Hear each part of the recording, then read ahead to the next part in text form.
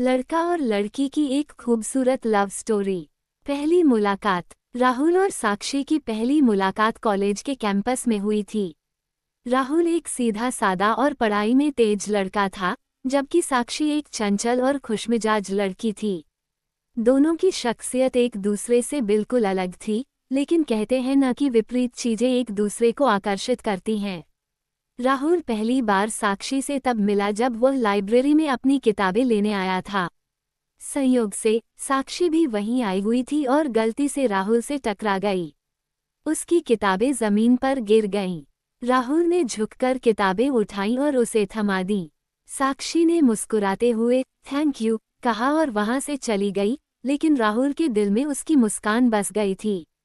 दोस्ती की शुरुआत। कुछ दिनों बाद राहुल ने साक्षी को कैंटीन में अकेले बैठा देखा। हिम्मत जुटाकर उसने जाकर कहा, हाय, मैं राहुल। हम लाइब्रेरी में मिले थे। साक्षी मुस्कुराई और बोली, हाँ, मुझे याद है। मैं साक्षी। धीरे धीरे उनकी दोस्ती होने लगी। वे साथ पढ़ाई करते, कैंपस में घूमते और एक दूसरे से दिल की बातें साझा करने लगे। राहुल को साक्षी का बेबाक अंदाज पसंद था, जबकि साक्षी को राहुल की सादगी और समझदारी भा गई थी। जब दोस्ती प्यार में बदली।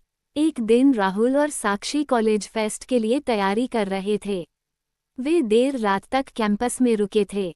उस रात हल्की बारिश हो रही थी। अचानक साक्षी ने राहुल का हाथ पकड़कर कहा, चलो बारिश में भीगते हैं। राहुल हिचकिचाया, लेकिन साक्षी की जिद के आगे हार गया। वे दोनों बारिश में भीगने लगे। साक्षी ने अपनी बाहें फैलाकर आंखें बंद कर ली और कहा, काश ये लम्हा हमेशा के लिए ठहर जाए। राहुल उसकी तरफ देखने लगा और पहली बार उसे एहसास हुआ कि वह साक्षी से बेइंतहा प्यार करने लगा है। पर वह डरता था कि अगर उसने अपने दिल की बात कह दी और साक्षी ने मना कर दिया, तो उनकी दोस्ती भी टूट जाएगी। इसलिए उसने चुप रहना ही बेहतर समझा। इज़हार-ए-इश्क। कुछ दिनों बाद कॉलेज का फेयरवेल फंक्शन था। राहुल और साक्षी दोनों अलग अलग कॉलेज जाने वाले थे। राहुल ने तय कर लिया कि वह अपने दिल की बात कहेगा। फेयरवेल पार्टी के बाद राहुल ने साक्षी को कॉलेज गार्डन में बुलाया। वह थोड़ा नर्वस था, लेकिन हिम्मत जुटाकर उसने कहा, साक्षी, मैं तुमसे कुछ कहना चाहता हूँ। साक्षी ने हंसते हुए कहा, हाँ, कहो न। राहुल ने गहरी सांस ली और बोला, मैं नहीं जानता कि यह कब हुआ, लेकिन तुम्हारे बिना रहना अब मुश्किल लगता है। मैं तुमसे बहुत प्यार करता हूँ। साक्षी कुछ पल तक चुप रही।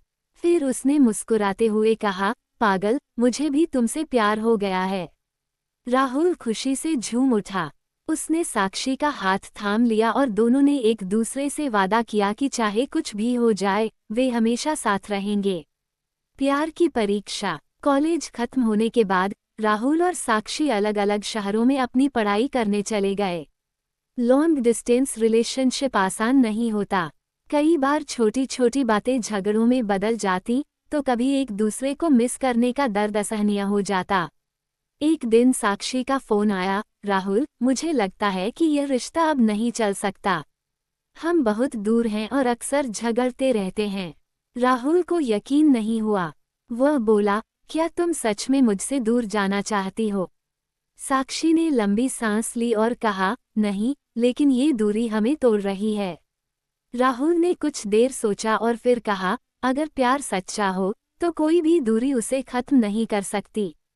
मुझे बस तुम पर भरोसा चाहिए। साक्षी की आंखों में आंसू आ गए।